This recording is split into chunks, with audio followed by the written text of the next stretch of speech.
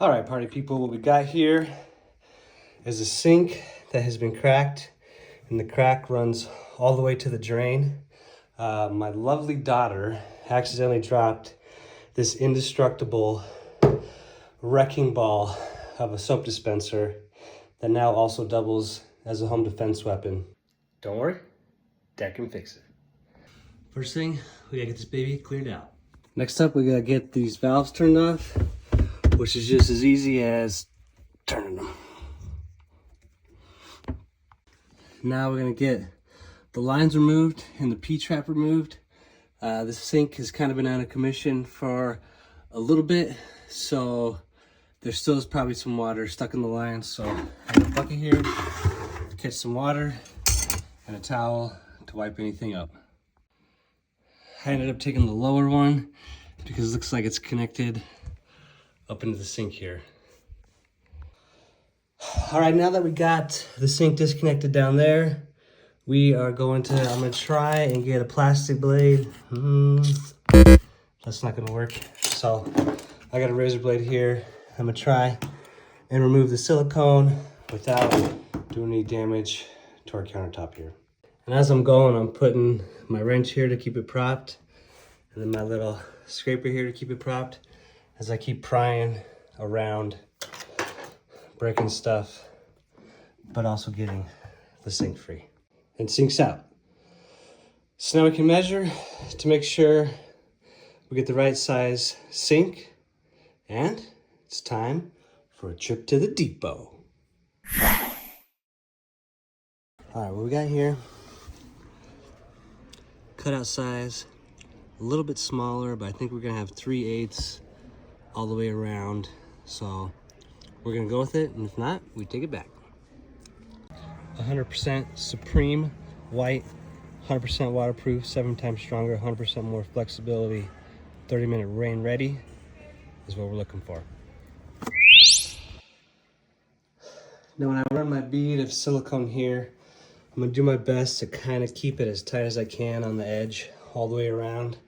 And then when I set it, I'm not gonna stress too much if I get it one way or the other, because I'm gonna run another bead all the way around it after that. So here we go. And I ran some more around the edge, and I'm just gonna run my finger around both sides to clean it up really nice. I will use my washcloth here to get any extra, so our countertop looks really nice, getting all that up and off there before it dries. All right, so we're looking good. We're sealed up around the back side, all the way around. Looks good.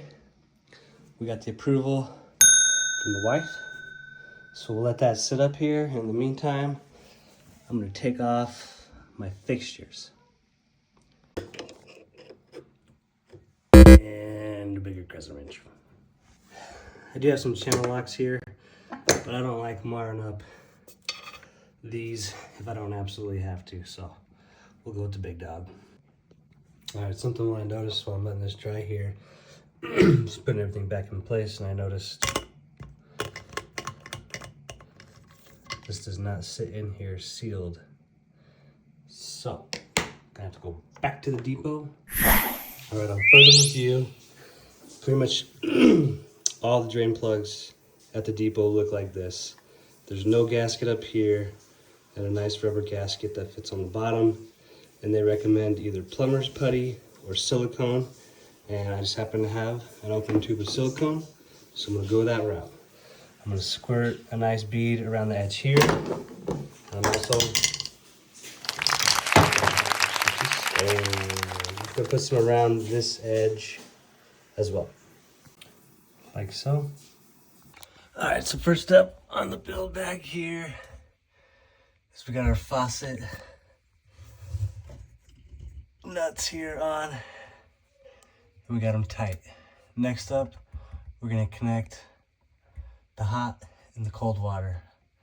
And I'm just gonna do that while I'm free of the P-trap, so I don't have to fight anything.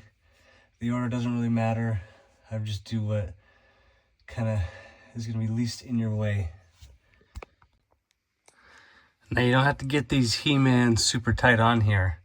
You just get them feeling pretty good, and then once you turn the water on, you take a look at them, and if they're dripping, you know, get a little more turns on them, but you don't got to go crazy.